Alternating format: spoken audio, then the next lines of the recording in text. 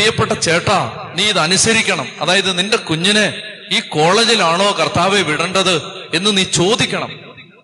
ദൈവമേ, എന്റെ കുഞ്ഞ് ഈ രാജ്യത്താണോ പഠിക്കാൻ പോകേണ്ടത് നീ ചോദിക്കണം.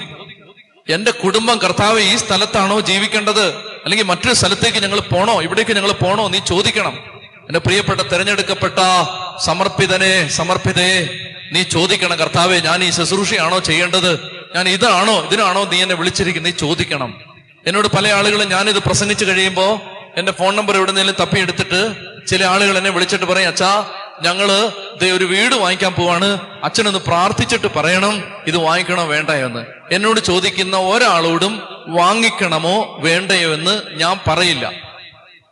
അപ്പൊ നിങ്ങൾ പറയും ഇതെല്ലാം പറഞ്ഞിട്ട് പിന്നെ അതെന്ത് ന്യായം? എന്റെ പ്രിയപ്പെട്ട സഹോദരങ്ങൾ, അതിന്റെ മറുപടി നിങ്ങൾ കേട്ടോളുക. നിങ്ങൾ ചെയ്യണമോ വേണ്ടയോ എന്ന് നിങ്ങളോട് പറയേണ്ടത് നിങ്ങളുടെ ദൈവമാണ്. ദാനിയേൽ അച്ഛനല്ല, ഒരു കൗൺസിലർ അല്ല, വേറെ ഏതെങ്കിലും ഒരു ശുശ്രൂഷകനല്ല. എനിക്കൊരു കാര്യം ഈ കഴിഞ്ഞ കാലത്തിൽ മനസ്സിലായി, അത് ഞാൻ നിങ്ങളോട് പറയാം.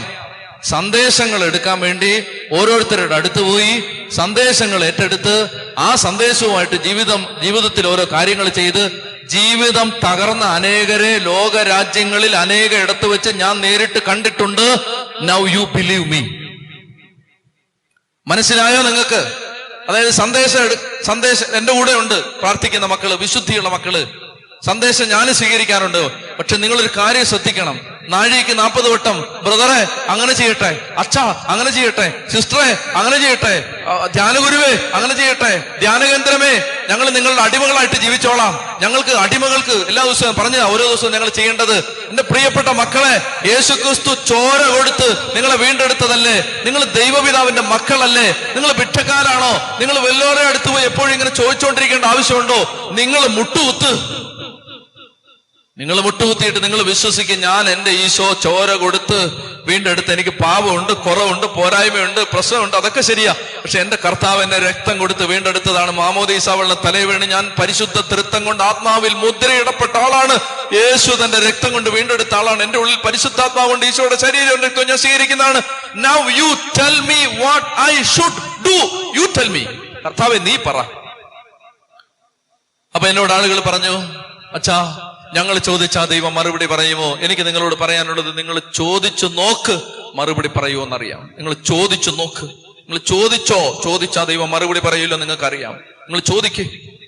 നിങ്ങളൊരു കാര്യത്തിന് നിങ്ങളുടെ കുഞ്ഞിനെ നിങ്ങൾ ഇന്ന കോളേജ് വിടുകയാണ്, തിരുവനന്തപുരത്ത് ഈ കോളേജിൽ നിങ്ങളുടെ കുഞ്ഞിനെ വിടാൻ നിങ്ങൾക്ക് ഒരു ആഗ്രഹം. നിങ്ങൾ എന്ത് ചെയ്യണമെന്നറിയാമോ? നിങ്ങൾ ഈശോയുടെ അടുത്തിരിക്കണം. നിങ്ങളുടെ വീട്ടിലോ ഒരു ആരാധന ചാപ്പലിലോ ഒരു ദേവാലയത്തിലോ വന്ന് നിങ്ങൾ ഇരിക്കണം. നിങ്ങളുടെ വീട്ടിലിരുന്നാലും മതി. നിങ്ങളുടെ വീട്ടിലിരുന്നിട്ട് ഭാര്യയും ഭർത്താവ് ഒരുമിച്ച് പ്രാർത്ഥിക്കണം. 1 മണിക്കൂർ പ്രാർത്ഥിക്കണം. കർത്താവിനോട് ചോദിക്കണം, കർത്താവേ ഞങ്ങൾക്ക് ഇങ്ങനെ ആഗ്രഹമുണ്ട്, ഞങ്ങൾ അങ്ങനെ ചെയ്യട്ടെ. എന്റെ പൊന്നു മക്കളെ, നിങ്ങൾ കേട്ടോ, ഇനി ദൂത് നിങ്ങൾ കേട്ടോ. ഇങ്ങനെ നിങ്ങൾ ദൈവത്തോട് ചോദിച്ചപ്പോ, 1 മണിക്കൂർ ഇരുന്ന് പ്രാർത്ഥിച്ചിട്ട് നിങ്ങൾ ദൈവത്തോട് ചോദിച്ചപ്പോ നിങ്ങളുടെ മനസ്സിൽ ഒരു കാര്യം തോന്നി. അപ്പോ നിങ്ങൾ അതനുസരിച്ച് പ്രവർത്തിക്കാൻ തീരുമാനിച്ചു. ഞാൻ ചോദിക്കുകയാണ്, നിങ്ങൾ അപ്പോൾ സ്വീകരിച്ച തീരുമാനം തെറ്റിയാലോ?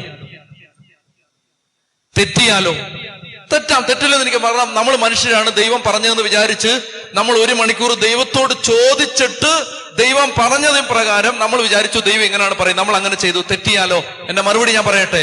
തെറ്റിയാൽ ദൈവം നിങ്ങളുടെ കൂടെ നിൽക്കും. തെറ്റിയാൽ ദൈവം നിന്റെ കൂടെ നിൽക്കും. കാരണം എന്താണെന്നറിയാമോ? നീ ചോദിച്ചപ്പോ നീ മനസ്സിലാക്കിയതിന്റെ തെറ്റാണിത്. പക്ഷെ നീ ചോദിച്ചവന്റെ കൂടെ നിനക്കൊരു തെറ്റ് പറ്റിയാലും ദൈവം ഉണ്ടാവും. ചൊല്ലി പറഞ്ഞേ ഹല്ലേലൂയാ, ഹല്ലേലൂയാ. എന്നാ നീ ചോദിക്കാതെ ഓരോന്ന് കാണിച്ചട്ടോ. അവസാനം എല്ലാം വന്ന് എല്ലാ കാര്യങ്ങളും എല്ലാം സംവിധാനം എല്ലാം ശരിയായി കഴിഞ്ഞിട്ട് നീ പറയണം, കർത്താവേ ഞാൻ ഈ കാര്യം നടത്താൻ പോവാണ്, എന്നെ ആശീർവദിക്കണം. എന്റെ പൊന്നു മക്കളെ, നിങ്ങൾ ദൈവത്തോട് ചോദിച്ചിട്ട്, ഞാൻ പറയുന്ന ജീവിതത്തിൽ 24 മണിക്കൂർ എല്ലാ കാര്യം, വെള്ളം കുടിക്കണേലും ചോറുണ്ടെങ്കിലും ഇതൊന്നും ചോദിക്കാൻ പറ്റില്ല. നമ്മൾ മന്ദബുദ്ധികളായിട്ട് മാറരുത്, വിവേകമില്ലാത്തവരായിട്ട് പെരുമാറരുത്. മറിച്ച് നിർണായകമായ ചില കാര്യങ്ങളുണ്ട്.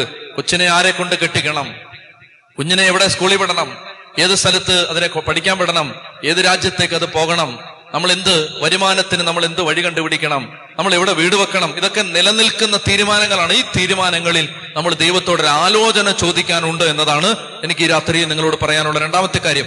ഈ ബാലാം അപ്രകാരം ഒരു മനുഷ്യനാണ്. അദ്ദേഹം പറഞ്ഞു, ഞാനിങ്ങനെ ആരെങ്കിലും വന്ന് വിളിച്ചാലൊന്നും എനിക്ക് വരാൻ പറ്റില്ല. പൗലോസ്ലീഹ പറയാണ് എല്ലാം നിയമാനുസൃതമാണ്, എന്നാൽ എല്ലാം പ്രയോജനകരമല്ല. നല്ല കാര്യമാണ്, പക്ഷെ എല്ലാം ദൈവം ആഗ്രഹിക്കുന്നല്ല. അതുകൊണ്ട് അദ്ദേഹം പറഞ്ഞു, ഞാനിങ്ങനെ നിങ്ങൾ വിളിച്ചു എന്ന് പറഞ്ഞ്, സഹോദരന്മാരെ നിങ്ങൾ നല്ല ആളുകളാണ്, നിങ്ങൾ മന്ത്രിമാരും ഉദ്യോഗസ്ഥരെല്ലാം വന്നിരിക്കുന്നത്, എനിക്ക് ബഹുമാനമുണ്ട് നിങ്ങളോട്, പക്ഷെ ഞാൻ നിങ്ങളെ വിളിച്ചെന്ന് പറഞ്ഞിട്ട് അങ്ങനെ വരില്ല. നിങ്ങൾ ഈ രാത്രി ഇവിടെ തങ്ങ്, ഞാൻ ചോദിക്കട്ടെ ദൈവത്തോട്. അതെ, അന്ന് രാത്രിയില് നൈറ്റ് വിജിലിന്റെ സമയത്ത്, ജാഗരണ പ്രാർത്ഥനയുടെ സമയത്ത് ഈശോയോട് ചോദിച്ചു. അപ്പൊ ദൈവം ആ രാത്രിയിൽ ബാലാമിന് പ്രത്യക്ഷപ്പെട്ടിട്ട് ചോദിക്കുകയാണ്, ബാലാമേ, നിന്റെ കൂടെ ഉള്ള ഈ ആളുകൾ ആരാ നിന്റെ കൂടി താമസിക്കുന്നത്? ദൈവത്തോട് ബാലാം പറയാണ്, മോവാബ് രാജാവ് സിപ്പോറിന്റെ മകൻ ബാലാക്ക് അയച്ച ആളുകളാണ്. എന്തിനയച്ചത്? അവിടെ ചെന്നിട്ട് ഈ ജനത്തെ ശപിക്കുക. ദൈവം പറഞ്ഞു, പോകരുത്. കർത്താവ് പറഞ്ഞു, ഞാൻ അവരുടെ കൂടെ നിന്നെ പോകുന്നതിൽ നിന്ന് നിന്നെ ഞാൻ വിലക്കുകയാണ്, നീ അവരുടെ കൂടെ പോകരുത്, ആ ജനത്തെ ശപിക്കരുത്. അപ്പൊ അദ്ദേഹം രാവിലെ എഴുന്നേറ്റിട്ട് പറഞ്ഞു, അതെ, നിങ്ങളുടെ കൂടെ എനിക്ക് വരാൻ പറ്റില്ല, ഞാൻ വരില്ല എന്ന് രാജാവിനോട് പറയുക. എന്നോട് പിണക്കമൊന്നും വിചാരിക്കരുത്, വരാൻ പറ്റില്ല, ദൈവം അനുവദിച്ചിട്ടില്ല വരാൻ.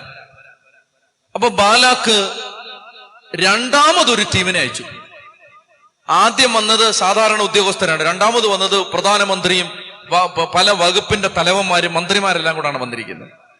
അവര് സാധാരണ മറ്റേ ഉദ്യോഗസ്ഥൻ ഓട്ടോറിക്ഷ വിളിച്ചാൽ വന്നത്, ഇവര് അവരുടെ വലിയ രാജാവിന്റെ കാറിലാണ് വന്നിരിക്കുന്നത്. അപ്പൊ കുറച്ചുകൂടെ സ്റ്റാറ്റസ് കൂടി ആളുകളാണ് വന്നിരിക്കുന്നത്. അപ്പൊ അവര് വന്നിട്ട് പറഞ്ഞു, സിപ്പോറിന്റെ മകൻ ബാലാക്ക് അപേക്ഷിക്കുന്നു, ഒരു കാരണവശാലും എന്റെ അടുത്ത് വരാതിരിക്കരുത്, ഞാൻ നിനക്ക് ബഹുമതി തരാം, നീ എന്തു പറഞ്ഞാലും ചെയ്തു തരാം, എനിക്ക് വേണ്ടി വന്ന് ഈ ജനത്തെ ശപിക്കുക. അപ്പൊ ബാലാക്ക് പറഞ്ഞു, നിങ്ങൾ എന്തു തന്നാലും എനിക്ക് അങ്ങനെ ദൈവം പറയാത്തത് ചെയ്യാൻ പറ്റില്ല. അപ്പോ കേട്ടോണേ, നിങ്ങൾക്ക് വേണ്ട ദൂത് ഇതിനകത്തുണ്ട്, എനിക്ക് നിങ്ങൾക്കും വേണ്ടത്.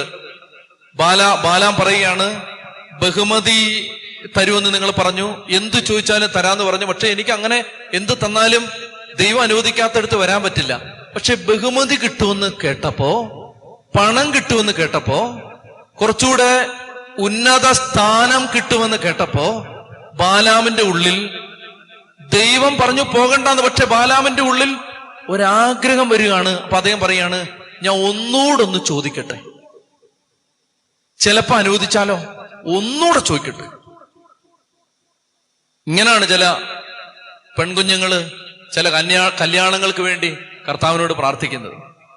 ദൈവം പറഞ്ഞു അത് പാടില്ല, ദൈവം വിലക്കിയ കല്യാണമാണ്, പക്ഷെ ഇങ്ങനെ നോമ്പെടുത്തും ഉപവാസം എടുത്തും പ്രാർത്ഥിക്കുകയാണ്. അങ്ങനെ പ്രാർത്ഥിക്കുമ്പോൾ എന്ത് പറ്റുമെന്ന് അറിയാമോ? ദൈവം പറയും പൊക്കോളാൻ പറയും. പക്ഷെ ആ യാത്രയിൽ ആ പോകുന്ന ആളും ചെല്ലുന്ന ഇടവും നശിക്കും. ഇതാണ് പ്രിയപ്പെട്ട മക്കളെ ബാലാമിൽ നിന്ന് നമ്മൾ ഈ രാത്രി പഠിക്കാൻ പോകുന്നത്. അതായത് കർത്താവ് ഒരു കാര്യം വിലക്കിയിട്ടുണ്ടെങ്കിൽ എന്റെ പ്രിയ മക്കളെ അതിനുവേണ്ടി വാശി പിടിച്ച് പ്രാർത്ഥിക്കരുത്. ഉദാഹരണത്തിന് കർത്താവ് വിലക്കിയിരിക്കുകയാണ്, ദൈവം അംഗീകരിക്കാത്ത ഒരു വിവാഹ ബന്ധത്തിൽ ഏർപ്പെടരുത്. ഉദാഹരണം പറഞ്ഞാൽ, നിന്റെ ക്രിസ്തീയ വിശ്വാസത്തിൽ അല്ലാത്ത ഒരാളുമായി വിവാഹ ബന്ധത്തിൽ ഏർപ്പെടരുത് എന്ന് ദൈവം വിലക്കിയിട്ടുണ്ട്. ആ വിലക്കിയ ഒരു കാര്യത്തിന് വേണ്ടി എന്റെ പൊന്നുമോളെ നീ വാശി പിടിച്ച് ഉപവസിക്കരുത്. ഉപവസിച്ച് എന്ത് സംഭവിക്കുന്നറിയാമോ? ഈ കല്യാണം നടക്കും. ഈ കല്യാണം നടക്കുകയും നിന്റെ ജീവിതം ആ ജീവനാന്തം കണ്ണുനീരിലാവുകയും ചെയ്യും. വചനം ഞാൻ കാണിച്ചു തരാം. യെശയ്യാ പ്രവചനത്തിൽ 30-ാം അധ്യായത്തിൽ ദൈവത്തിന്റെ ആത്മാവ് വെളിപ്പെടുത്തുകയാണ്. ദൈവം വിലക്കിയിട്ടുള്ള കാര്യം യെശയ്യാ 30:1 വാക്യം, യെശയ്യാ 30:1, കർത്താവ് അരുളി ചെയ്യുന്നു, എന്റേതല്ലാത്ത പദ്ധതികൾ നടപ്പാക്കുകയും എനിക്ക് അഹിതമായ സഖ്യം ഉണ്ടാക്കുകയും ചെയ്ത് പാപം കുന്നുകൂട്ടിയ അനുസരണമില്ലാത്ത സന്തതിക്ക് ദുരിതം. എന്റേതല്ലാത്ത പദ്ധതികൾ നടപ്പാക്കുകയും എനിക്ക് അഹിതമായ സഖ്യം, എനിക്ക് ഇഷ്ടമില്ലാത്ത കൂട്ടുകെട്ടുണ്ടാക്കുകയും ചെയ്ത് പാപം കുന്നുകൂട്ടിയ അനുസരണമില്ലാത്ത സന്തതിക്ക് ദുരിതം. അതുകൊണ്ട് എന്റെ പൊന്നുമക്കളെ ശ്രദ്ധിക്കണം. ദൈവം ഒരു കാര്യം പറഞ്ഞാൽ, ദൈവം ഒരു കാര്യം വിലക്കിയാൽ ആ വഴിക്ക് പിന്നെ പോകരുത്. ദൈവം വിലക്കിയ കാര്യം എങ്ങനെ അറിയും? ദൈവം ഒരു കാര്യം വിലക്കുന്നു എന്ന് എങ്ങനെ അറിയും?